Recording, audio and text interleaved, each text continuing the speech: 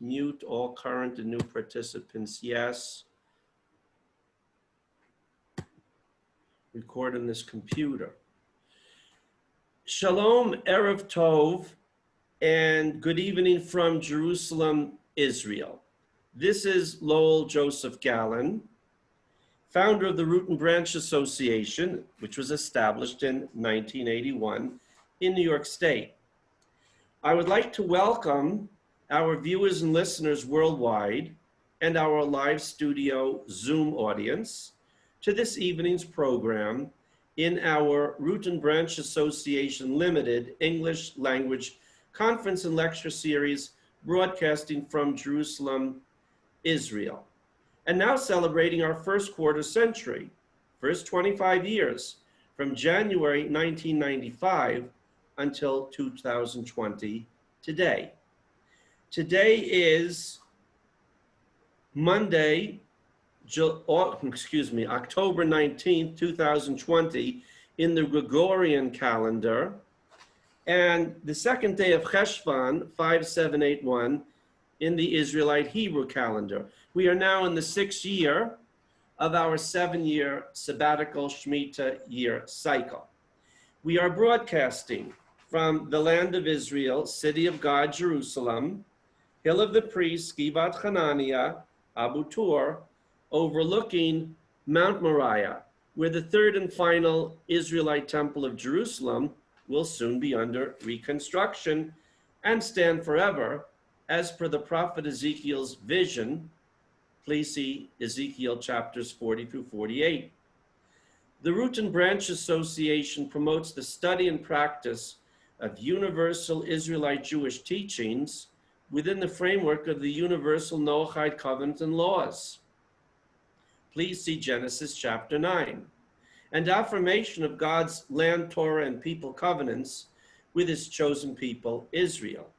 Our speaker for this evening's program is a very old dear friend of many decades, Professor Richard Schwartz, and he will speak on his new book, which is called Vegan Revolution, Saving Our World, Revitalizing Judaism. Now, I would like to welcome our program chair, Dr. Les Glassman, who will introduce Professor Schwartz. Thank you so much, Lowell, and it's good to see that you're well, and just wishing you a total refuah shlema. Anyway, it's a great honor and a privilege to introduce Professor Richard Schwartz.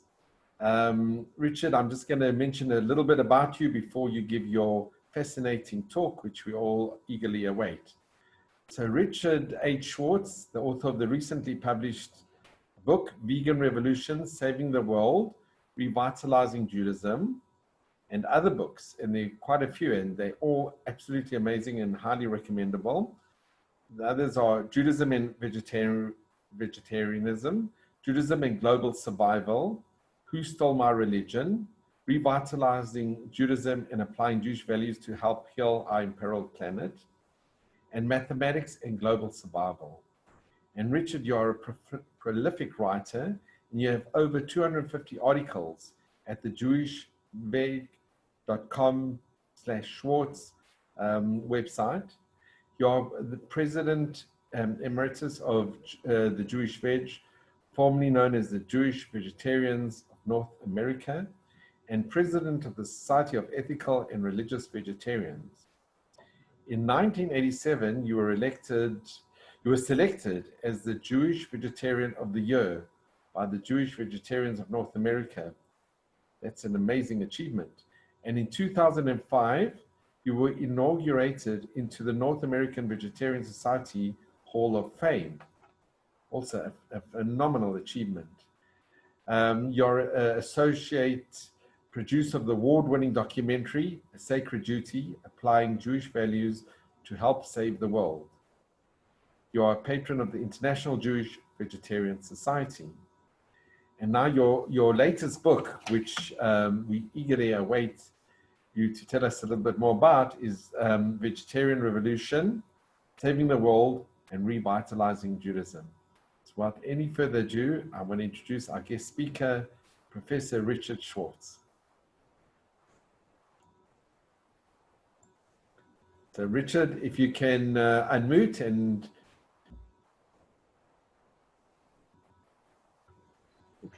Okay, once again, thank you for the very kind introduction. And before starting, I just want to salute Lowell Gowan for the 25 years. It's been such a pleasure working with him. I've given many talks at the Israel Center and his auspices, and just wish there was many more like him, so many wonderful programs.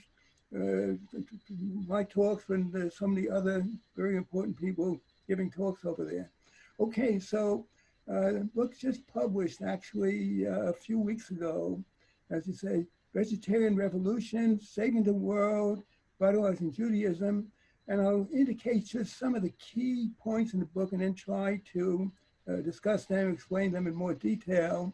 So one of the key points, very, very unfortunate, that the world is heading toward a climate catastrophe.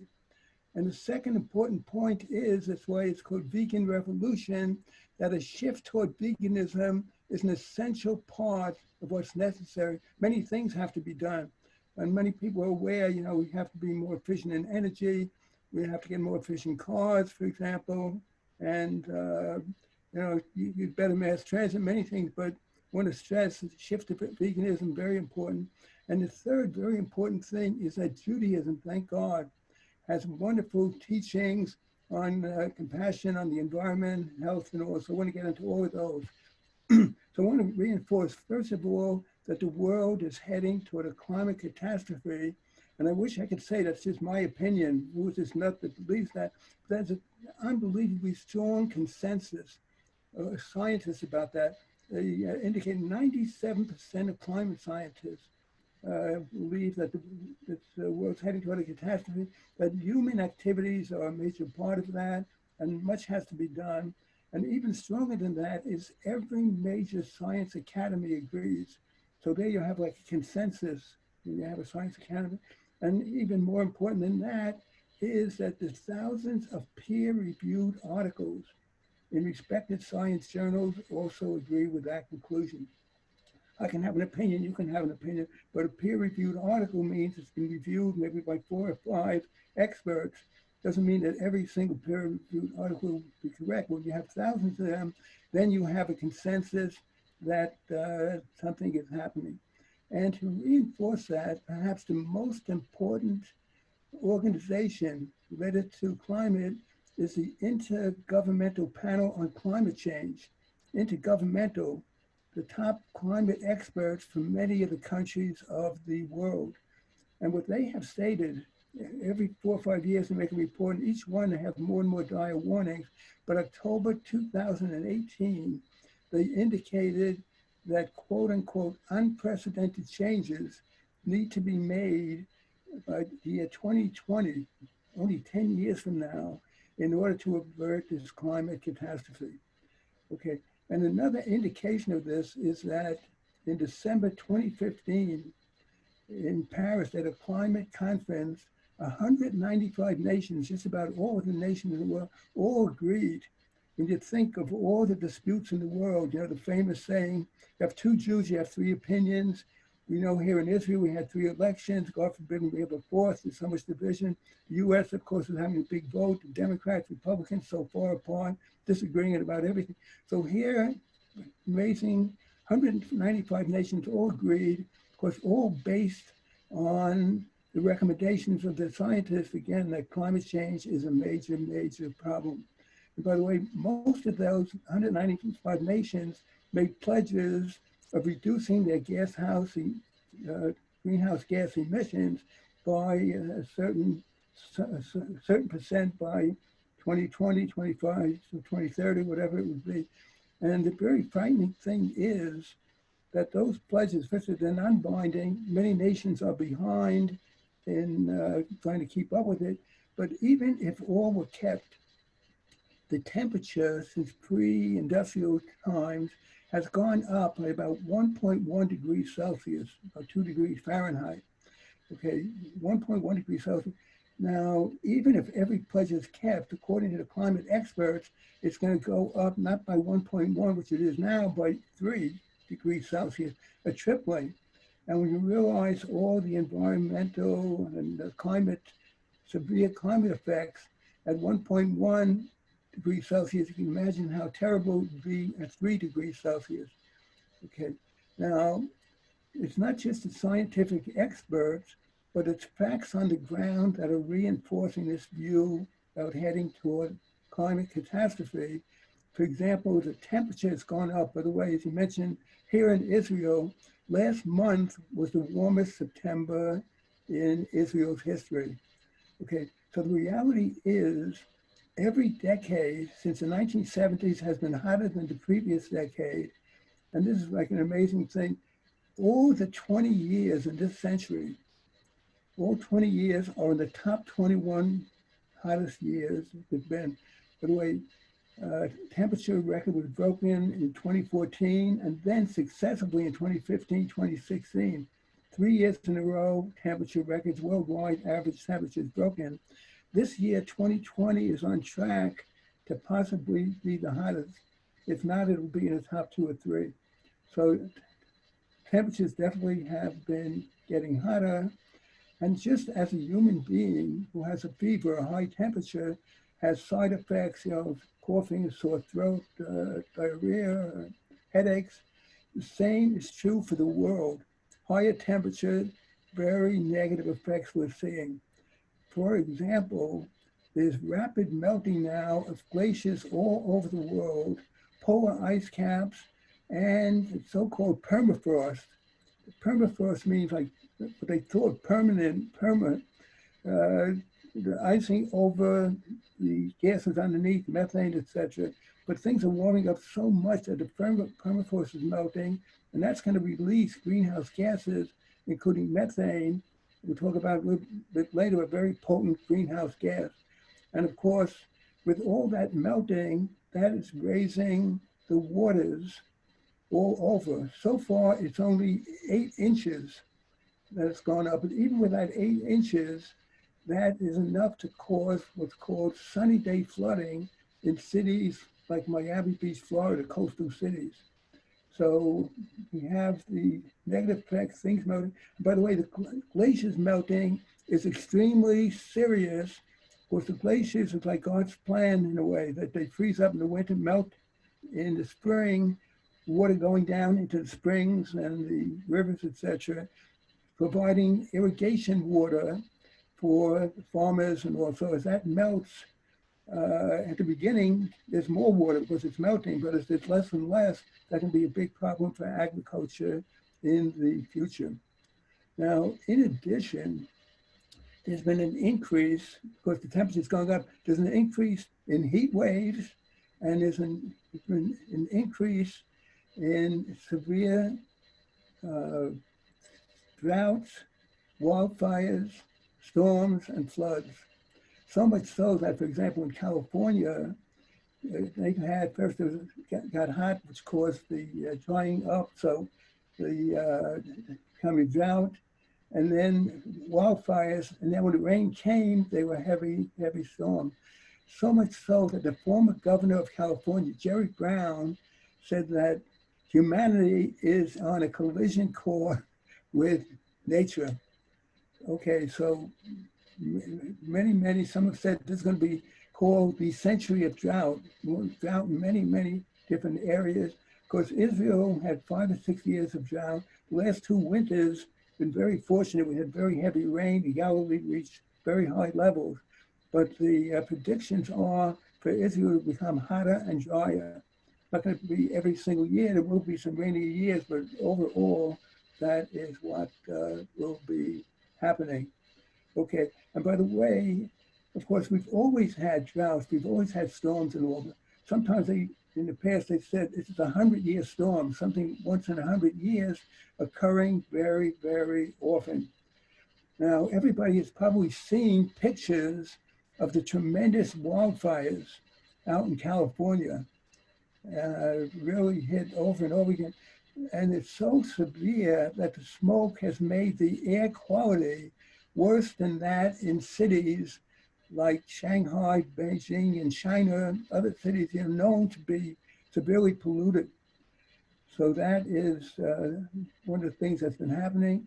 And at the same time, we've had tremendous storms hitting the Gulf Coast, Louisiana, states like Louisiana in the U.S.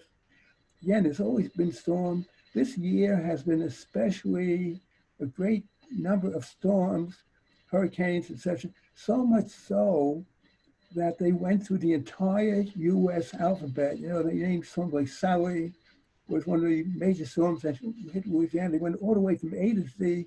Last I saw about a week ago, they were up to Delta, the fourth letter in the Greek alphabet, and the hurricane season is far, far from over. And just once before, in 2005, when we had that major Hurricane Sandy, it went up to the sixth letter, but chances are that will be exceeded.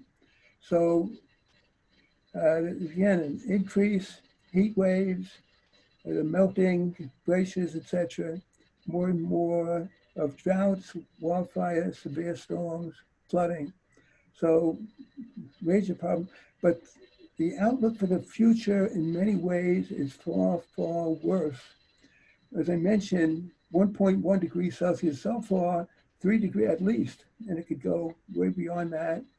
And another factor is that just like a cardiologist will tell you, there's a threshold for cholesterol above which you're in danger for a heart problem. Doesn't mean you're going to have it, but it's more of a danger. Same thing is true for carbon dioxide in the atmosphere. The experts believe that about 350 parts per million of carbon dioxide is like a threshold.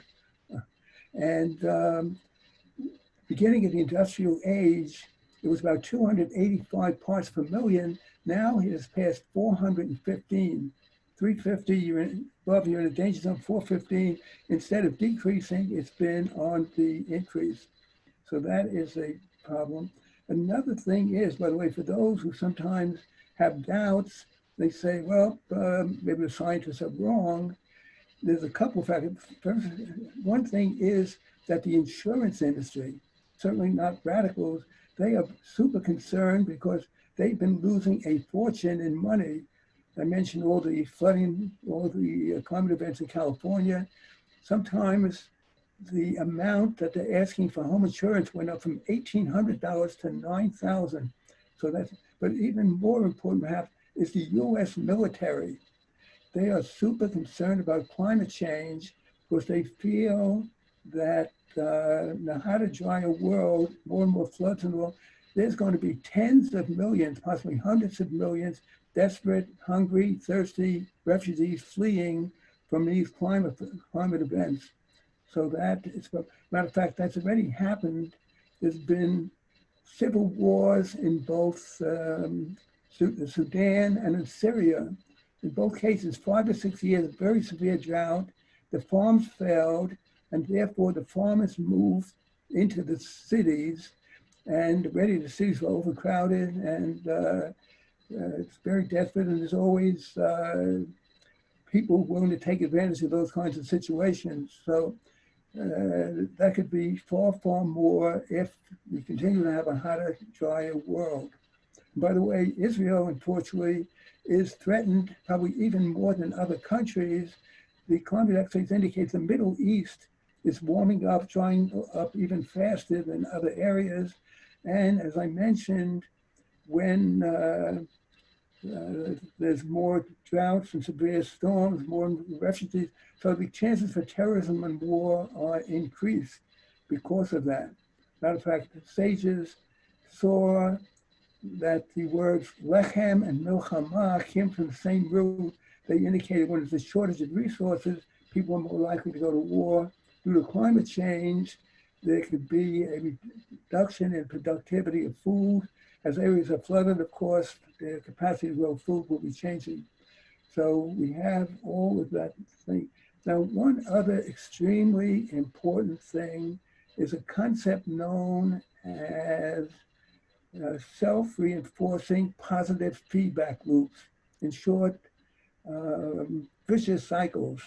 That is one thing that makes the future much worse. A lot of people say, well, maybe tomorrow things will change and get better. Hopefully, there's a possibility, and we have moved to improving and moving from coal and oil to solar and wind power, some positive. But the self-reinforcing positive feedback loop, something like a domino effect. We all know you can have a million dominoes, one after the other. Just push one tiny push, you can have a million dominoes all falling down. So this vicious cycle is a little different. It's like event A increases event B, which increases A, and back and forth.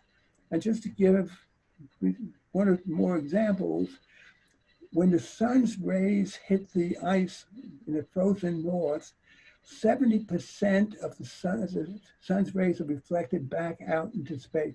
Ice and snow are very good reflectors, but eventually some of that ice and snow is going to melt, and then the sun's rays hit the much warmer soil or water that was under the ice. Instead of 70% being reflected back, only about 6% is reflected back, 94% is absorbed, which means more and more melting, and more melting exposes more dark land, so more heated sun's rays are absorbed. And of course, another example of that is, we mentioned the burning of the trees in California and other areas, by the way. Even in Israel, not too long ago, they had a lot of fires in the north, because here too, so far we haven't had any rain. Rainy season hopefully is starting soon. And when things are dry, extensive fires, Okay, so because of those fires, it makes future climate events and fires more likely. Because, as we all know, trees absorb carbon, give off oxygen. So when you destroy so many trees, the potential for absorbing that carbon dioxide is lost and more is in the atmosphere, and that causes that so-called greenhouse effect. Just like in the winter, it can be very cold, but if you have so-called greenhouse, the sun's rays penetrate, warm up the plants inside, and then at a different wavelength, they are trapped inside. Less of it that came in goes out. Okay, so also as the trees burn, that stored carbon dioxide is released in the atmosphere, so there too, a positive feedback loop. Another quick example is, of course, when things get hotter, people are more likely to use air conditioning, which means more fossil fuels burned, and which means more heating up, which means getting hotter. People need to try to use more air conditioning. So we have a major problem with that happening, and a climate expert feel there could be a tipping point. It's not a linear event. Use an example. If a person is gaining weight, they may say, if I hit this weight, I go on a tremendous diet, and then hopefully they can drop. But in the case of climate, the temperature and the climate conditions hit a point where, again, like the domino effect, the tipping point could spin out of control. Okay, so this has to be the #1 issue, and everything possible has to be done to avert that climate change. Okay, so I mentioned, in terms of my book, Saving the World and Revitalizing Judaism, and the second point I mentioned before was that a shift to veganism is essential part. Other things have to be done. As I see Larry Pfeffer's there, who'll tell you, and he's 100% right, we have to come up with better farming ways, better ways of raising rice, which is another factor that increases greenhouse gas emissions. But many people are not aware that animal-based agriculture is a major contributor to greenhouse gas emissions. There's now about 7.8 billion people in the world, but about 60 billion farmed animals slaughtered every single year. And one of the things, especially from cows, is that they emit methane, a very potent greenhouse gas, due to their digestive and excretion processes. And methane is far more potent than carbon dioxide. It's only in the atmosphere like 20 years, but it's about 84 times as potent per molecule as carbon dioxide. And therefore, as I say, the agriculture industry is a major contributor. So much so that there was a report in 2006 by the UN Food and Agricultural Organization It wasn't an animal rights group. It wasn't an environmental group, like the Sierra Club, for example. The UN Food and Agricultural Organization did a study. They found that the animal-based agriculture emits more greenhouse gases and carbon dioxide equivalents than all the cars, planes, trains, all the means of productions worldwide combined. And you realize how many cars there are in the world, how many traffic jams in a normal condition, how many planes normally taking off when we don't have the coronavirus pandemic all the time. You can see how serious that is. And also in 2009, it was a cover story in the World Watch magazine by two environmentalists connected to the World Bank. Again, World Bank, certainly not a radical group, not an animal rights group, not an environmental group.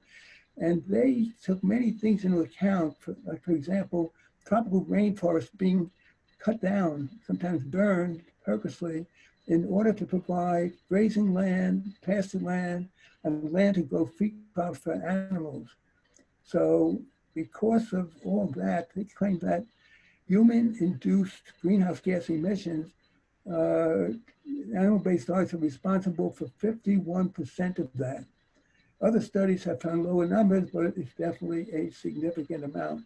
So veganism, the shift to veganism is essential. Now, I also try to point out in the book that veganism is really the diet most close to Jewish values. So to give a quick example, I have 6 mandates that point to vegetarianism, even more so veganism, as the ideal diet. And I'll just mention them and then briefly discuss them. I want to leave some time for questions. Okay, 6 mandates. 1 is to take care of our health. 2nd, to treat animals with compassion. 3rd, to be co-workers with God, protecting the environment. 4th, to conserve natural resources.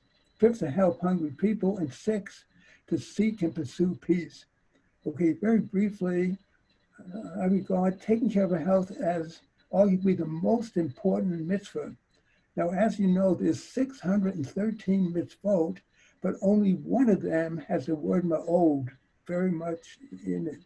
That's v'nishmatem mi'od v'nafshotechem. The only one that has the word ma'od.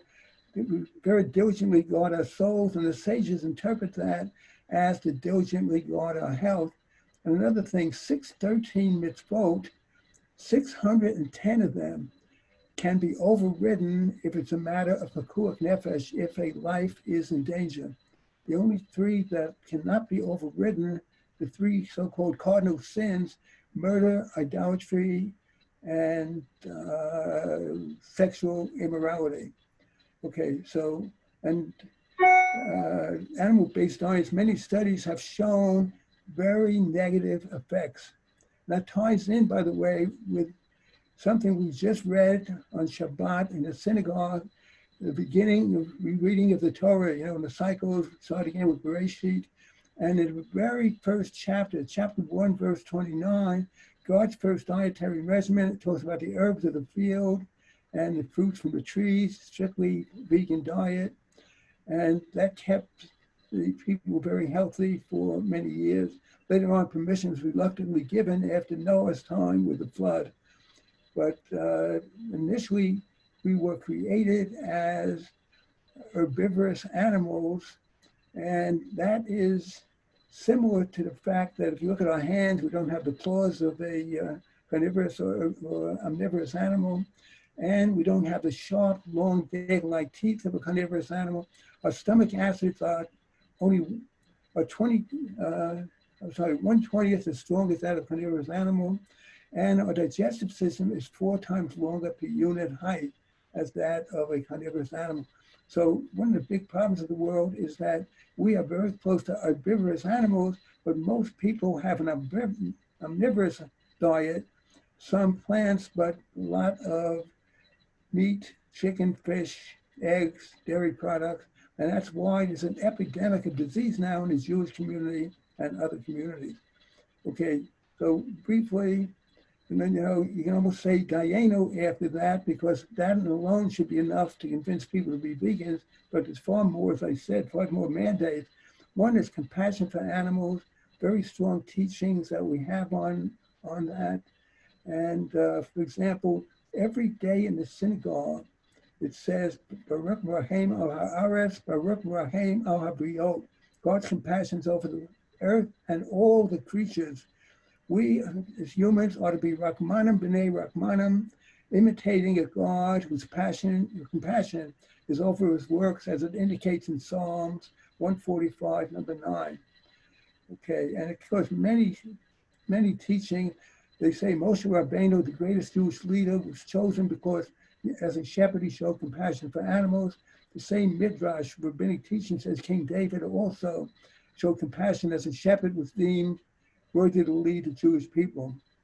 And of course, many teachings in the Torah, so important as part of the 10 Commandments. Not only are we as humans to rest on Shabbat, but animals as well.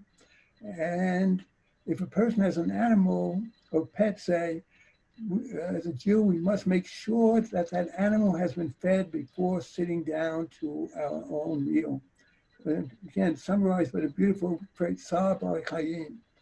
Okay, now again, Judaism has important teachings on the environment, and there are 2 verses very briefly in the first chapter of Bereshit to Genesis that are misinterpreted. It says there, human beings have dominion, but the sages interpret that as respectful guardianship or stewardship.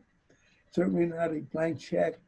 Also, because humans are uniquely created, but B'Tselem Elokim, in God's image, and that can be interpreted as we're created B'Tselem Elokim, we should imitate God's attributes of compassion and justice and mercy, for example. Okay, and very important also, reinforcement of the idea that dominion means responsible stewardship is chapter 2, verse 15, where it says that the human being was put in the Garden of Eden, to work the land, but also to guard it. So we are to be Shomrei Adama, guardians of the earth, working co-partners with God and protecting the environment. And I mentioned before, the billions of animals in the world causing many environmental problems, the waste products going into the waters, overgrazing, for example. Also the fact that so much water is used, it takes 13 times as much water for a person on an animal-based diet than for a person on a plant-based diet. And Newsweek many years ago indicated the amount of water needed to raise one cow to maturity, ready to be slaughtered. That amount of water could float a naval destroyer. So many problems on that. Okay, so the environment, we mentioned, of course, the climate change aspects. So we have the important Jewish teachings on one hand, in every case, the realities are far from that. Okay, then another important Jewish teaching, Bal Tashchit, Deuteronomy chapter 20, verses 19 and 20, that it says that even in warfare, you are not to destroy fruit-bearing trees to build a battering ram to try to overcome an enemy fortification. A very specific thing. You can't use an axe in trees in wartime. And to me, one of the greatest things sages did, because we know Judaism is not just the Torah, but the commentary, the Gemara, the Talmud, Mishnah, etc. So the sages took that very specific law, using an axe wartime, destroying trees, and they made a general prohibition called Bal Tashchit. Thou shalt not destroy, you shall not waste. And what a difference that would make if the world took that seriously. We have a world so wasteful where it's like buy, use, discard, and their garbage dumps are building up, and etc. Okay, so it's very wasteful. I mentioned just a few minutes ago, the huge amounts of water necessary to grow the feed crops to feed the animals also requires far more energy. Think of a world where people go to a tree and pick an apple, an orange, mango, etc., or carrots or potatoes from the ground. And how much less energy you need, how much wasteful that would be. But with the animal-centered diets, you need all that irrigation water. You need so much grain to feed them because they want to fatten them up as soon as possible to make the maximum amount of profit. Okay, so those are, again, 4 mandates: take care of our health, treat animals with compassion, protect the environment, conserve resources. Now, I mentioned the 5th mandate is to help the hungry. And not too long ago, 2 or 3 weeks ago, we had Yom Kippur. And on that day, where people were fasting, think God could possibly not want more of them, but we have the very powerful quotation of Yeshayahu, Isaiah, in the morning services of Yom Kippur, where he indicates what is the true purpose of fasting, among other things, to try to end oppression and to share your bread with the hungry. In the Birkat Hamazon, the blessings after eating, we indicated that God in His compassion has provided enough for everyone. And of course, He really has, but it's super wasteful. 70% of the grain produced in the US is fed to animals destined for slaughter, and 30 or 40% perhaps worldwide. And so it's a scandal that there's so much hunger, so much starvation. There's enough food God has provided, but instead of feeding the people, it's fed to the animals. That increases demand, makes the price go higher, and many of the poor people have trouble meeting that expense. Now, what makes this even more shameful, feeding 70% of the grain to animals while so many are being slaughtered, is we take very healthy foods like soy and oats and corn, high in fiber, high in complex carbohydrates, and we feed them to animals, and we get meat coming out and other animal products, just the opposite. They are devoid of fiber, devoid of complex carbohydrates, and very high in saturated fat and cholesterol. And that is, again, contributing to the epidemic of disease in the Jewish community and in other communities.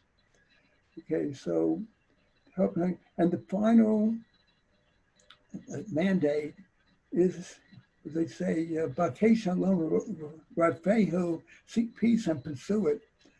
A very important mandate, not just to say who you are, but to pursue peace. Very, very important. Of course, Judaism is not a pacifistic religion, but we have that prophetic dream that the nation should beat their swords into plowshares, their spears into pruning hooks.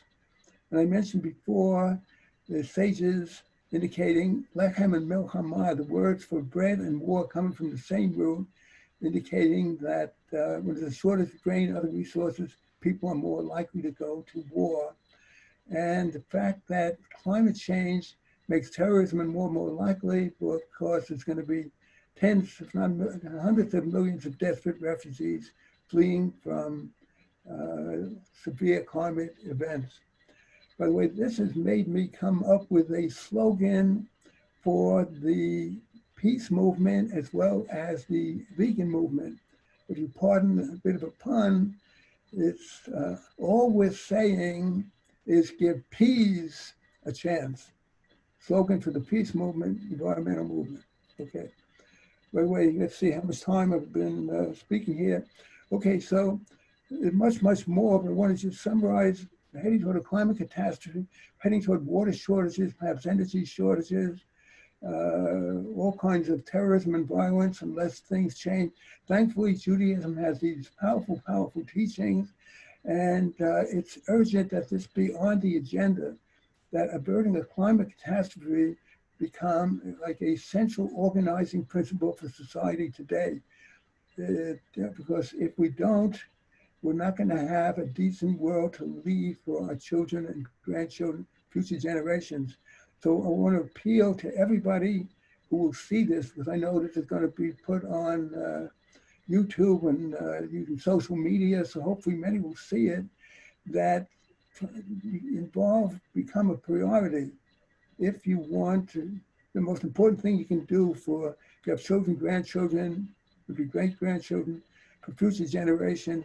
And by the way, I've been blessed living in Israel for just 4 years, had 3 grandchildren get married, became a grandfather, great-grandfather the first time. So this gives me added incentive. So I want to urge everybody to get involved. If you want to learn more, or maybe offer to help, my email address is veggierich@gmail.com. That's VEGGIERICH@gmail.com. And as Les was kind enough to mention at the start, I have for 250 articles and the full text of two of my books, including Judaism and Vegetarianism, at www.jewishveg, one word, jewishveg.org/SCHWARTZ. So I'm hoping that people get involved and work for a better world. So I'll be happy to take any comments, questions that people may have, and feel free to disagree because that makes for an even more interesting program. Thanks for the opportunity. Once again, I want to salute Lowell Gowan, and I wish you 25 more and even more years. I may have asked Reem until 120, the traditional saying in Judaism. And Kol HaKavod, kudos, great honor to you, and keep it up. You're doing great work. Thank you. Okay. Wow, Prof, really, there was a very inspiring talk that you gave.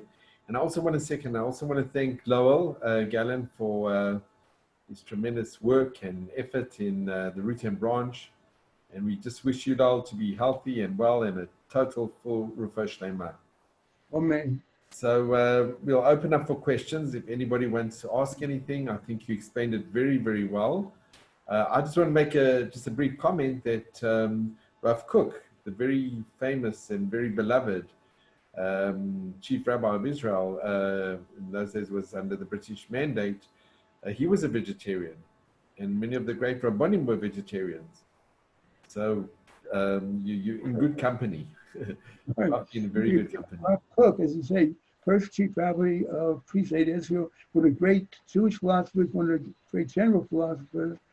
He felt the messianic time would be vegetarian or vegan, and he based it on the powerful teaching of Yeshayahu, Isaiah, that in that ideal time, the wolf will dwell with the lamb, the lion will restore the ox, no one shall hurt nor destroy in all of God's holy mountain.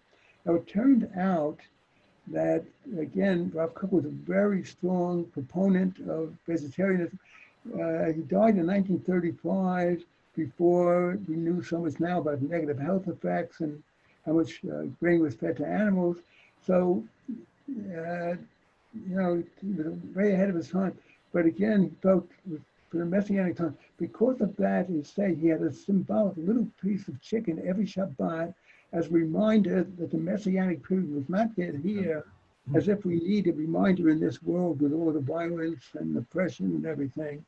And some people use Rav Kook against vegetarianism in the fact that he said it's for the Messianic period, and maybe because so early he indicated that people may not be ready for it at the time and all that. Anyway, I have a co-authored article sort of responding to all of that, and the Nazir of Jerusalem, David Cohen, put a lot of his vegetarian writings together in something called A Vision of Vegetarianism and Peace. That's his strong advocacy. And again, many rabbis today, vegetarian. By the way, the president of Israel, Reuven Rivlin, is vegetarian. The chief of staff, Aviv Kohavi, is a vegan. I understand Bibi Netanyahu observes Meatless Monday. And Israel is a world capital for veganism. It has a higher percent of vegans than any other country. And one very important factor is, just like Passover today is much easier to celebrate in terms of eating. Maybe 30 or 40 years ago, people were kind of limited in what you could eat. Now there's so many more choices. The same thing with veganism. There are so many plant-based meat substitutes, and they're improving so much. The texture and taste in many cases are such that people who have eaten meat for years and years, plenty of meat, can't tell the difference between a plant-based burger and an actual animal-based hamburger. So things are changing, the momentum is growing, and thank God, especially the young people, they're seeing what the world is like, and they're very concerned about compassion for animals. Again, Judaism has strong, strong teachings about compassion for animals. So the trend is increasing, especially among the young people. That's our future. Any other questions or comments? I'd be happy to try to respond. Could I add another comment, Prof? So years ago, I was in London, and we have non-Jewish friends, and obviously they see me with a kippah, and they know that I'm Jewish, and I try to be observant. So they said to me, you know, the laws of kashrut, it's so outdated, and we're having a very friendly, open discussion. And the one lady who's a very good friend of ours, actually, was a vegan, and she was eating it was like a cookie from a well-named brand cookie. I don't want to mention the name of the brand, but it was a very well-named brand cookie. And I said to her, you know, can I just look at the wrapper of your cookie? And this was in England. And I looked at the wrapper, and on the wrapper it said it had gelatine. I'm sorry, what? It had gelatine. Gelatine was one of the ingredients. I said, do you know that you are eating gelatine, which is made from pig's hooves? It's an animal derivative. And she threw it out. She couldn't believe what I was telling her.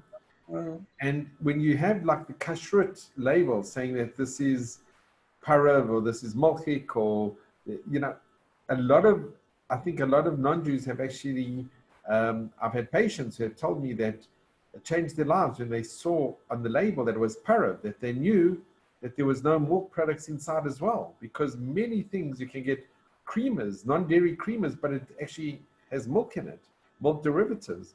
Right. So the kashrut, it really is, you know, it's not outdated, it's very indated, and it really shows, you know, people follow these guidelines. And just as you said, there are many products here in Israel that you can taste that are vegetarian, and they taste incredible. They taste better than meat. And we have such a selection. So today, it's actually not as difficult as might have been many years ago to be a vegetarian. There are many vegetarian restaurants. Israel is, I think, at the forefront, one of the main leaders in. Absolutely, right. By the way, there's a wonderful group here called Vegan Friendly. And if you go to the supermarket, a health food store, on many products, you'll see a little symbol that says vegan friendly. So that helps. Plus, parva, of course, could have eggs. Eggs are parva, not fleshik or milky. So that is very, very helpful to have that. And the way I gave you a thought, Rabbi Shlomo Riskin, chief rabbi in Efrat, many years ago said, the kashrut laws are designed to teach us compassion and lead us gently to vegetarianism. So that, of course, should be based on compassion for animals. Unfortunately, some meat products are considered kosher. I guess they, you know, strictly speaking, they meet certain laws, but the way the animals are treated is far, far from the ideal. And of course, the laws of shechita, Jewish ritual slaughter laws, are designed to minimize the pain. Absolutely. But you can't forget, before they get to that point, perhaps months at factory farms where they're treated extremely, extremely cruelly and all. And also the fact that things are so mass produced, so rapid and all, that the laws of shechita are again designed to minimize cruelty, sometimes cannot be fully observed because things are so fast. Used to be a showcat or a slaughterer would make a blessing before slaughtering any chicken. Now they whiz by so fast that a blessing has to be said for many, many of them. By the way, another important reason to be a vegan is it makes it much easier to be kosher. Unfortunately, there's been a number of scandals in the meat industry. You know, that when a lot of money's involved, and I'm sure most of the inspectors are honest and all, but maybe even if a few percent aren't, no guarantee. And also, if a person usually have two separate sinks, one for places for meat products, one for dairy. But you know, if you're having 3 meals a day, 365 days a year on the English calendar, over and over, meat, milk, there's a chance for mistakes and all. So it's much more likely to really strictly keep kosher, not to mention that it's simpler, it's cheaper, you don't need the 4 sets of dishes, milk fleishes, and also special ones for Passover use. So that's another reason for being vegan, besides the 6 mandates that I mentioned. And also, I think a very byproduct of that is health-wise, it's actually very healthy. Oh, absolutely. It goes definitely without is. saying. Oh, it's, by the way, there are studies even that show that heart disease can be reversed on a plant-based diet, and even type 2 diabetes. And I just saw a program the other day pointing out the health effects. And one of the things it mentioned, the narrator, the person producing it, was wondering why, if you go to the websites of the Heart Association, the Diabetes Association, Cancer Society, they have on their websites recommended food. Very often they're animal products, the very foods that are causing the problems. And we went to try to interview them to find out why they're doing that. They sort of ducked the question, or they wouldn't interview them. And he found out one of the reasons is that some of the sponsors, people spending millions of dollars, are industries like Tyson's, the meat, the egg, the dairy industry, are providing money to these groups. So instead of coming out strongly and pointing out how people can reduce their risks quite a bit by shifting to well-balanced, healthy, nutritious, plant-based diets, to doing the opposite. Once again, Gan Eden, Yemot HaMashiach, the ideal time, the Garden of Eden, and the Messianic time, vegetarian. There's another thing we know. When the Israelites left Egypt, they were provided with manna, the manna from heaven, and that kept them in good health for the 40 years in the desert. But they cried out at one point, you know, people, the grass is always greener on the other side. They wanted flesh. God provided it in the form of quail that blew in from the wind from the sea. And according to the Torah, in the book of Numbers, while they were chewing on it, a great plague broke out. Many people died. The place where that occurred was named Kibrot Atava, or the graves of lust, indicating that the Torah gives reluctant permission to eat meat, but equates it with lust, very harmful desire. So that is another, according to Isaac Arama, a commentator, he felt this was God's third attempt, or actually a second attempt, after Gan Eden, for a plant-based diet, but people just weren't ready for it at that time. Hopefully we're moving toward that period now. Wow. Well, you've given us a lot of food for thought. And I just want to mention as well, you know, it was in America that I saw bacon flavored chips. They were actually parov. So, you know, like you said with the man, when the man fell down, you could choose whatever you wanted to eat, whatever flavor you wanted. Today, you can actually get bacon flavored crisps or that are actually parov, and it's not meat derived. Absolutely. You also have, instead of milk from the cow, you have almond milk, soy milk, rice milk, coconut milk. So you have many happy alternatives. And of course, from the animal, that was designed to raise a little baby calf to a very heavy amount in a relatively short time. And I didn't get into so much more. The way that the dairy cows are mistreated, That's what made me shift from first being a vegetarian to a vegan and giving up eggs and milk as well. The dairy cows are artificially impregnated every single year, so they'll constantly be able to give milk. The babies are taken away almost right away in a very cruel process, and there's moaning from the mother and from the baby because the people want that milk to make profit from and not from the calf to have it. Same thing in the egg industry. At the egg laying hatcheries in the US, about 250 chicks are killed almost immediately after birth, because those are the male chicks, and of course they can't lay eggs, and unlike the so-called broilers, they haven't been genetically programmed to have a lot of flesh, so it's not economically profitable. So that immediately chicks are killed. Very often they're just stuffed in a plastic bag where they crush each other or suffocate. And then the females are kept in battery cages, one on top of the other. And as they grow older, they're so closely confined they can't even raise a wing. Imagine if you're in a wonderful room, but after all, there's so many people, you can't move without jostling others. And of course, that would cause all kinds of problems. The chickens, the egg-laying hens, the natural instincts are so thwarted, they can't have the natural pecking order, so they end up pecking at each other, which could harm them. So instead of giving them more space, they have a very terrible thing. They debeak them. Oh my goodness.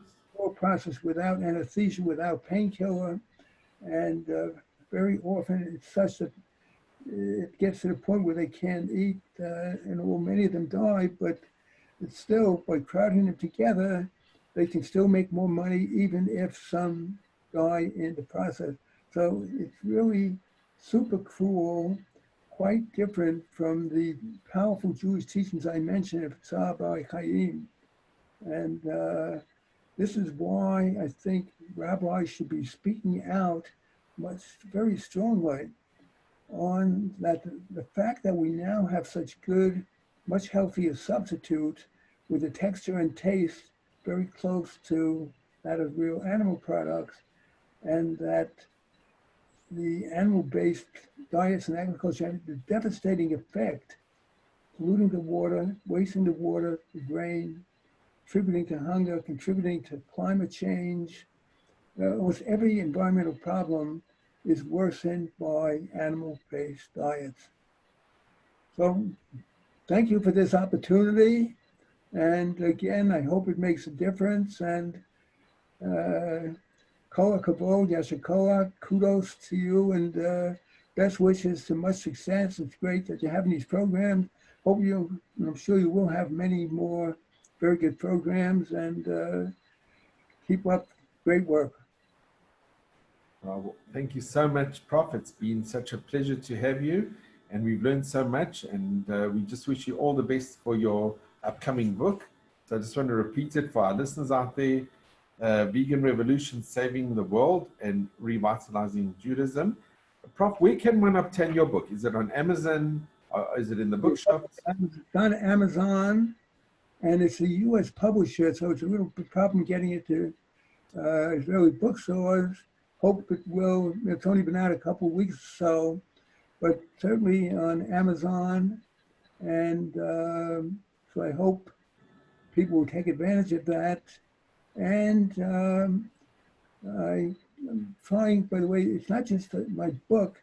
I consider it's part of a cause, because I feel that the shift to vegan diets is both a societal imperative to avoid the climate catastrophe and a Jewish imperative because of the mandates I mentioned.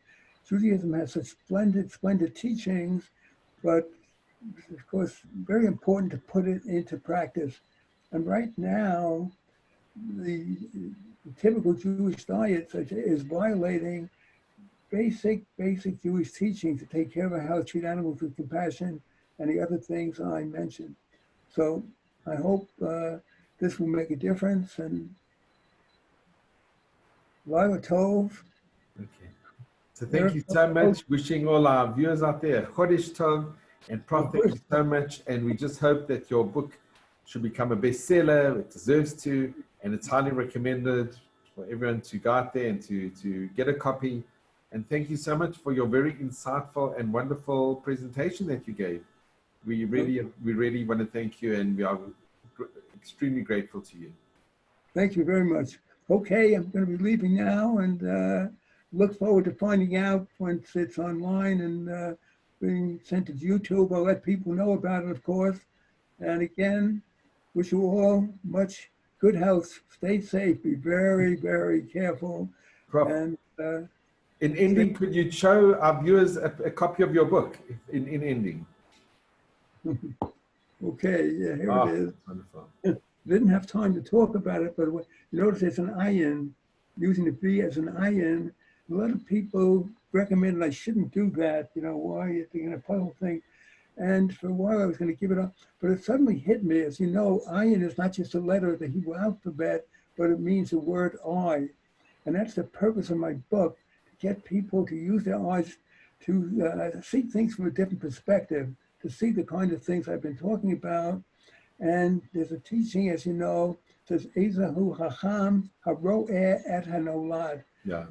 Person who looks ahead and sees the future to a certain extent. So I want to go into it, but I really try to explain there's much in that we have to have foresight. We have to see what is happening now.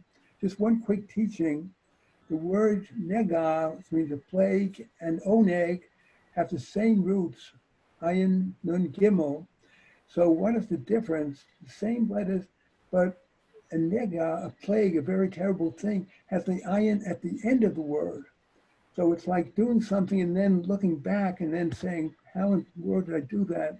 The ayin's at the end. But the word oneg, which means like a joyous event, pleasurable event, the ayin is at the beginning of that word. So it's like we're using our eyes beforehand, foresight. So that is the difference. Same letters, but if you look afterwards, it can be very bad. Look beforehand. There's other teachings, but that's in the preface where I try to explain why I use the ayin, because again, ro'eh et hanolad, we have to foresee the consequences of our actions, and that is why we have this coronavirus today, because people didn't see that in the past there were many other pandemics, all because of the horrible way we treat animals. And the group I'm working with, Jewish Veg, by the way, just had a website, Pandemic Free World, a lot of info on that, and people interested in seeing that can visit that website, Pandemic Free World. Okay, so all the best to everybody, and going to be signing off.